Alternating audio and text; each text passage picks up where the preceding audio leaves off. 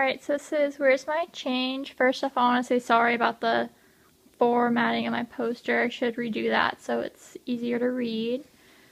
But and also I messed up with the outlining, so this is just bolder to cover up mistakes. It's not meaning anything else.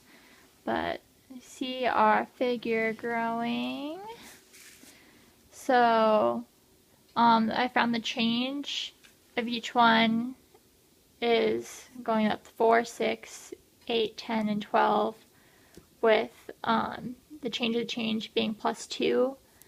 Since the change of the change is constant, that means this will be quadratic. And so I looked at the change as adding this outer line and the one guy up there, because you see there's another little stair step each time, and then adding in outside column and row. And then the change of the change is circled in blue. So I was struggling with trying to decide where to put that. I ended up going, since we added a column and a row, I should do the outside of each thing, so the top of the column and the bottom one in the row. Which brings us to the equation of 3 plus n plus n times the group n plus 2. And so the 3 is this row of 3 that's dotted in red that stays the same each time, and I made the figure 0 to go along with that. And you also see that as the y-intercept in the graph. And then plus n,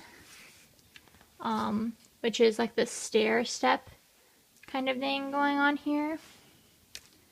And I probably labeled this wrong with matching my equation because not all of it is changing. I just said the one piece, even though I said the entire thing isn't change.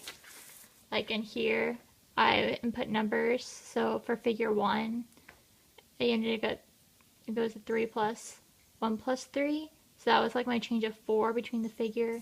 And then the plus 2 here is the change of the change. And so I was kind of struggling to match the equation exactly to my change and change of the change, as well as matching that to the graph. So I got my change would be the height it's going up, and the change of the change is a plus 2, but I also struggle with where I see the n that's this high and this y.